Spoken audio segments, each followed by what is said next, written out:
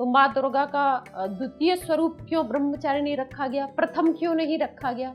बहुत सारे प्रश्न आप सबके मन में उठते हैं, मेरे मन में भी बहुत सारे प्रश्न उठते हैं, जिनका उत्तर खोजती हुई मैं पहुंच जाती हूँ शास्त्रों में, वेद खोलती हूँ, दर्शन में ढूंढती हूँ, उपनिषदों में ढूंढती हूँ, गीता में, रामायण में ढूंढती हूँ कि कहीं कुछ शायद मुझे ऐसा मिल जाए जिससे मेरी आत्मा को संतुष्टि हो, संतोष हो। तो मैं आपको बताती हूँ कि प्रथम स्वरूप क्या था? शैलपुत्री। अगर आप कुछ है ही नहीं तो आप ब्रह्मचर्य का पालन कैसे करेंगे? पहले आपका होना जरूरी। आप यदि मनुष्य हैं तभी तो ब्रह्मचर्य का पालन करेंगे।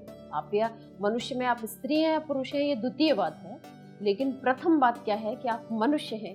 तो शैलपुत्री अर्थात आपने जन्म लिया, आपका कुछ अस्तित्व है, आप इस धरती पर आए, अब आप ब्रह्मचर्य का पालन करिए। ब्रह्मचारिणी का अर्थ अर्थात ईश्वर के स्वरूप को मानने वाली, उसका ध्यान करने वाली। तो आपके मन में अब ये प्रश्न उठेगा कि मैंने प्रथम स्वरूप की जब चर्चा की थी तो मैंने उसमें आपको ये बताया था कि क्या केवल हम ईश्वर को अगरबत्ती दिखा दें या दिया जला दें, दीपक जला दें, या तो इसी से हमारा कर्तव्य पूरा हो जाता है? क्या यही पूजा है वास्तव में? तो नहीं, मैंने आपको बताया था ये पूजा नहीं है। अब द्वितीय स्वरूप में मैं आपको बता रही हूँ कि ब्रह्मचारिणी वो होती है जो ईश्वर को का ध्यान करती है, ईश्वर को मानती है।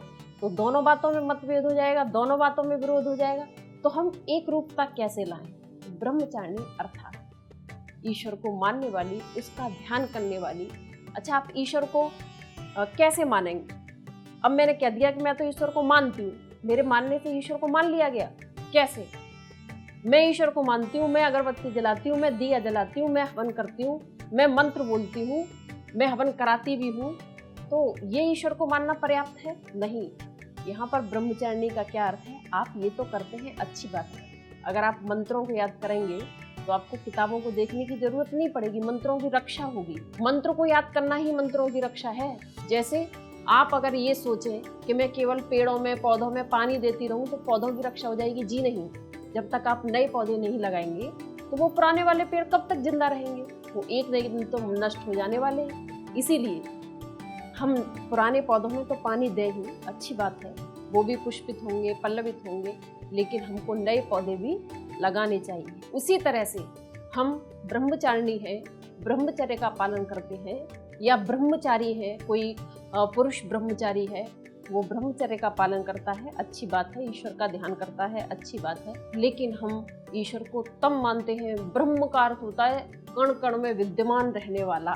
जो कण कण में विद्यमान है वो ब्रह्म है। अब कण कण में विद्यमान कौन है? मैं तो प्रीति हूँ। अगर मैं यहाँ हूँ तो मैं घर पर नहीं मिलूंगी इस समय आपको, और अगर मैं घर पर हूँ तो मैं आपको यहाँ नहीं मिलूंगी, तो मैं तो साधारण हूँ। तो फिर ईश्वर कैसा है, ब्रह्म कैसा है? ब्रह्म वो है जो कण कण में विद्यमान है, आपको हर पल हर क्षण देख रहा है। कोई देख रहा है या नहीं देख रहा है, लेकिन वो आपको हर क्षण देख रहा है। तो हमको कैसा व्यवहार करना चाहिए? संसार में आने के बाद ईश्वर ने हमें संसार में भेजा तो हमारा व्यवहार कैसा होना चाहिए? ब्रह्म की चर्या करते रहना चाहिए, उसका ध्यान करते रहना चाहिए,